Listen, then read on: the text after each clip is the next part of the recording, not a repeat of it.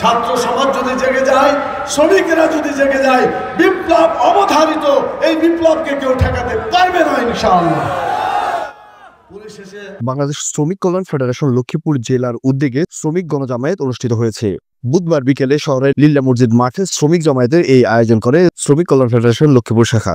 এ সময় গণজামায়াতটিতে প্রধান অতিথি হিসেবে বক্তব্য রাখে বাংলাদেশ জামাত ইসলামের কেন্দ্রীয় নায়েবে আমির অধ্যাপক মুজিবুর রহমান। বিশেষ অতিথি হিসেবে উপস্থিত ছিলেন শ্রমিক কল্যাণ ফেডারেশনের কেন্দ্রীয় উপদেষ্টা ডক্টর মোহাম্মদ রেজাউল করিম, শ্রমিক কল্যাণ ফেডারেশনের সাধারণ সম্পাদক অ্যাডভোকেট আতিকুর রহমান, লক্ষ্মীপুর জেলার প্রধান উপদেষ্টা এসইউএম রুহুল আমিন ভূঁইয়া, জেলা জামাতের সেক্রেটারি নুর নবী ফারুক।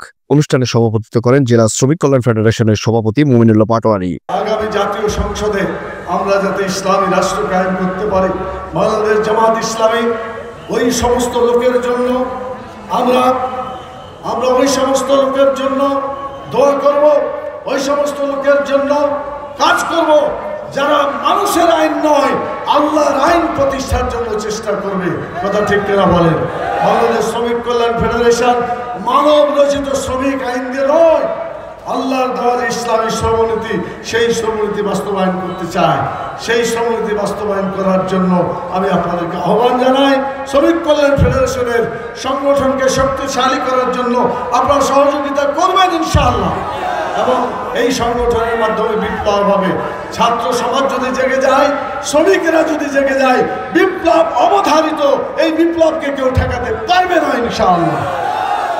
লক্ষ্মীপুর আইডিয়াল আলিম মাদ্রাসা জাগতিক ও নৈতিক ইসলামী শিক্ষার সমন্বয়ে আপনার সন্তানকে সৎ, যোগ্য, আলেমে দ্বীন ও দেশপ্রেমিক সুনাগরিক হিসেবে গড়ে তোলার অঙ্গীকার নিয়ে লক্ষ্মীপুর আইডিয়াল আলিম মাদ্রাসা আছে আপনার পাশে। এখানে প্লে থেকে আলিম পর্যন্ত সাধারণ বিভাগ, বিজ্ঞান বিভাগ, হিফজুল কোরআন ও গার্লস শাখায় ভর্তি চলছে।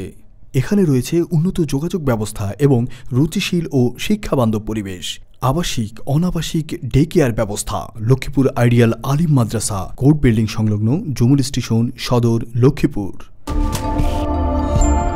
নোয়াখালী টিভি, বৃহত্তর নোয়াখালীর প্রতিচ্ছবি।